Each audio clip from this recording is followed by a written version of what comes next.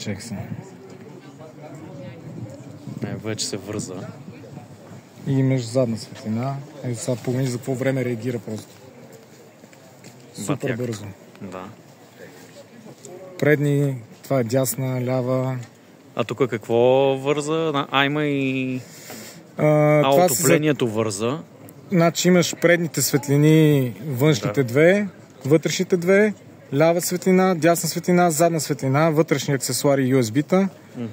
Осветлението, което е захранването за осветлението на тази тента и на туалетната, това на банята. Да. Отоплението на Autotherm, което е дизелата печка и бойлера. Starlink, който е горе. Starlink, който е вграден горе в багажника. Starlink on the top, which is integrated into the fridge. Бат якото. И това с мастер бутона изключва всичко без... Да, с мастер бутона гасиш... Без... И си го направи с това ли? Да. Защото мога да махнеш, да не изключва хладилник.